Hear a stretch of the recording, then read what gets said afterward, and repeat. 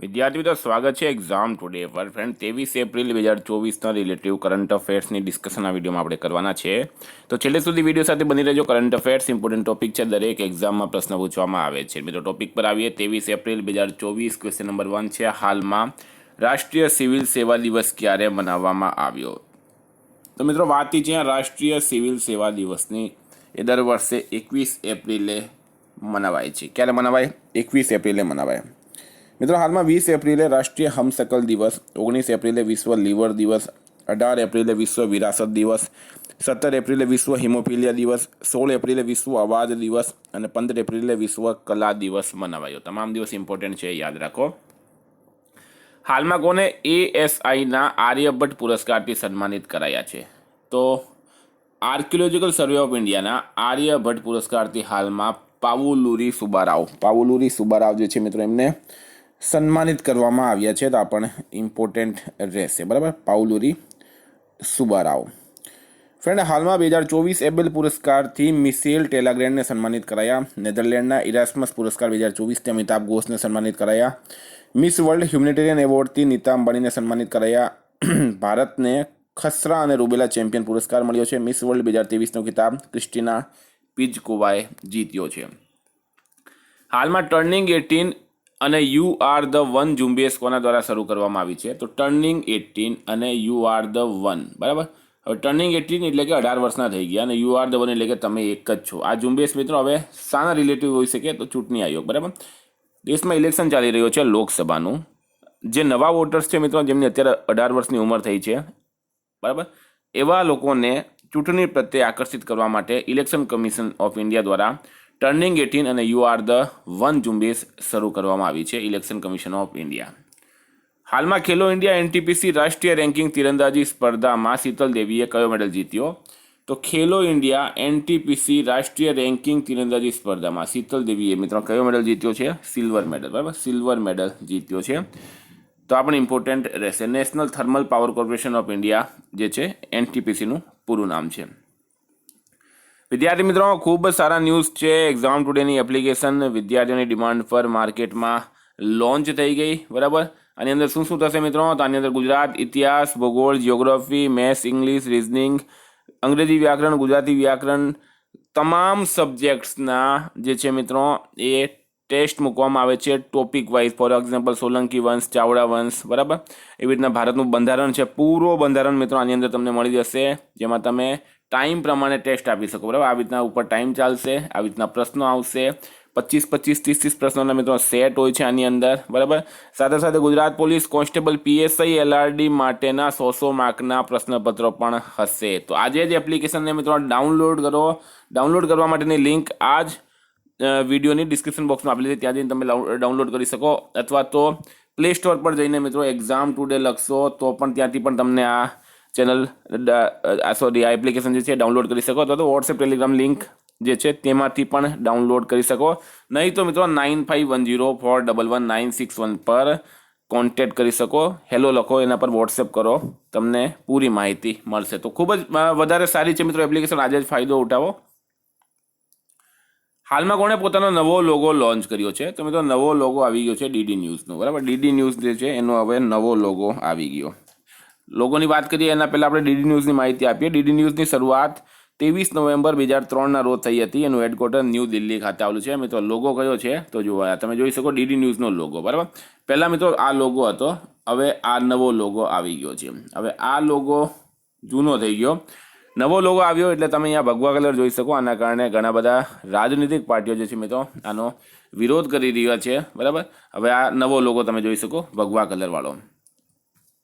હાલમાં કોણે UPI પર ક્રેડિટ સેવા શરૂ કરવા માટે NPCI સાથે કરાર કર્યો છે? તો UPI પર ક્રેડિટ સેવા શરૂ કરવા માટે national payment corporation of India સાથે કરાર કર્યો છે મિત્રો હાલમાં એમેઝોન પે. કોણે કર્યો છે? એમેઝોન પે કર્યો છે. તો આ પણ ઇમ્પોર્ટન્ટ રહેશે. હાલમાં કોણ વન હેલ્થ પહલ અંતર્ગત SOP રજૂ કરશે? હવે મિત્રો SOP શું છે? તો SOPનું પૂરું નામ છે મિત્રો સ્ટેન્ડર્ડ ઓપરેટિંગ પ્રોસિજર, બરાબર. Standard operating procedure. One health એક પહેલ છે જે કેરળ સરકાર દ્વારા શરૂ કરવામાં આવી હતી, કેરળ સરકાર દ્વારા. તો હવે વાત કરીએ મિત્રો કેરળની. કેરળના CM છે પિનરાઈ વિજયન, રાજ્યપાલ છે આરિફ મોહમ્મદ ખાન, કેરળનું કેપિટલ છે તિરુવનંતપુરમ, બરાબર. તિરુવનંતપુરમ. કેરળનું પાટનગર છે. હાલમાં મિત્રો કેરળ સરકારે એક નવી ઈ ગવર્નન્સ પહેલ કે સ્માર્ટ લોન્ચ કરી. ભારતની સૌથી ફાસ્ટ સૌર ઇલેક્ટ્રિક નાવ બારાકુડા કેરળમાં લોન્ચ કરાઈ. કેન્દ્રીય મંત્રી નીતિન ગડકરી કેરળમાં લક્ઝરી જહાજ ક્લાસિક ઇમ્પિરિયલનું શુભારંભ કર્યું. કેરળમાં પારુમલ્લા પેરુનલ ઉત્સવ મનાવવામાં આવ્યો. કેરળ ધાર્મિક પર્યટનોને પ્રોત્સાહન આપવા માટે બહુભાષી માઇક્રોસાઇટ લોન્ચ કરશે. હાલમાં આર્ટેમિસ સમજોતામાં સામેલ થવાવાળો 38મો દેશ કયો બન્યો છે? તો આર્ટેમિસ સમજોતામાં સામેલ થવાવાળો 38મો દેશ કયો બન્યો? તો ફ્રેન્ડ રાઈટ આન્સર છે એમાં સ્વીડન દેશ. બરાબર, સ્વીડન દેશ જે છે એ બન્યો છે. થોડીક મિત્રો વાત કરીએ, તમારા મગજમાં પ્રશ્ન થતો હશે કે આ આર્ટેમિસ શું છે? બરાબર, આર્ટેમિસ સમજોતો શું છે? તો નાસા અને અમેરિકી વિદેશ વિભાગે 2020માં આર્ટેમિસ સમજોતાની જાહેરાત કરી હતી. આમાં ભારત અને જાપાન સહિત 38 હસ્તાક્ષર કરતા, એટલે કે 38 લોકોની સાઇન છે. નાસા અને અમેરિકી વિભાગ જે છે એમણે 2020માં આર્ટેમિસ સમજોતાની જાહેરાત કરી હતી. સ્વીડન રાઈટ આન્સર છે. હાલમાં ચર્ચામાં રહેલ સિતવે બંદર કયા દેશમાં આવેલું છે? ચર્ચામાં છે મિત્રો સિતવે બંદર કયા દેશમાં આવેલું છે? તો રાઈટ આન્સર થશે આમાં મ્યાનમાર દેશમાં. બરાબર, મ્યાનમાર દેશમાં આવેલું છે મિત્રો સિતવે બંદર. આ તમારે ખાસ યાદ રાખજો, સ્ટાર માર્ક કરજો મિત્રો, વેરી ઇમ્પોર્ટન્ટ. હાલમાં કયા દેશે જીપીએસ સ્પફિંગ ટેકનિકનો ઉપયોગ કર્યો છે? તો જીપીએસ સ્પફિંગ ટેકનિકનો ઉપયોગ કોણે કર્યો છે? તો રાઈટ આન્સર છે મિત્રો ઇઝરાયલ દેશે. કોણે કર્યો છે? ઇઝરાયલ દેશે કર્યો છે. ઈરાન સામે ઉપયોગ કર્યો છે ઇઝરાયલે. તમને ખ્યાલ હશે હાલમાં મિડલ ઇસ્ટમાં યુદ્ધ ચાલી રહ્યા છે. બરાબર, પહેલાં ફિલિસ્તીન અને ઇઝરાયલ વચ્ચે યુદ્ધ હતું મિત્રો. ઈરાન એમાં કૂદી પડ્યો, ઈરાને ઇઝરાયલ પર હુમલો કર્યો અને ઇઝરાયલ, તમને ખ્યાલ છે કે ઇઝરાયલ પોતાના દુશ્મનને વ્યાજ સહિત જવાબ આપે છે. ઇઝરાયલે પાછું જીપીએસ સ્પફિંગ ટેકનિકનો ઉપયોગ કર્યો છે ઈરાન સામે. હવે મિત્રો ઈરાન પર ઇઝરાયલે હુમલો કરી દીધો છે.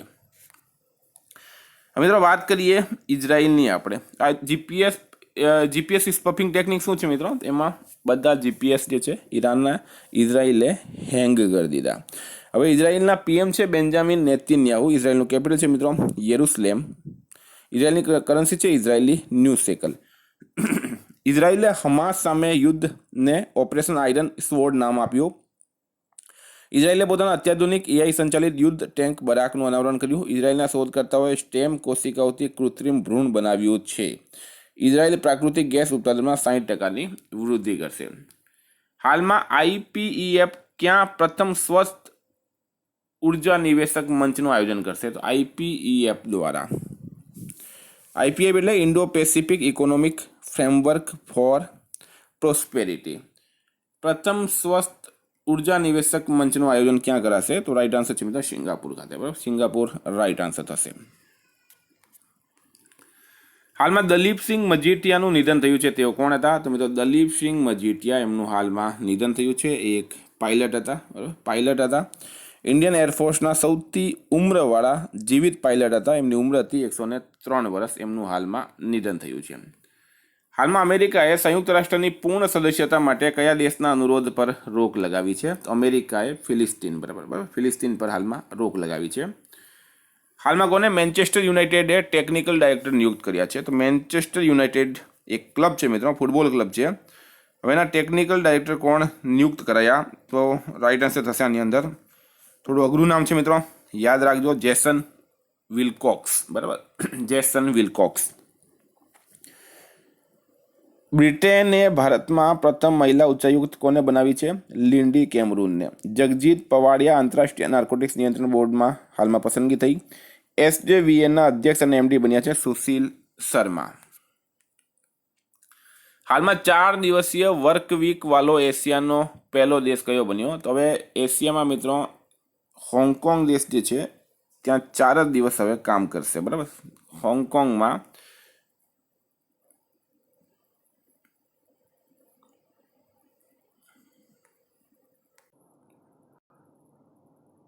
સોરી ફ્રેન્ડ, હોંગકોંગ નહીં પણ સિંગાપુર જે છે, સિંગાપુર. બરાબર, સિંગાપુર રાઈટ આન્સર થશે.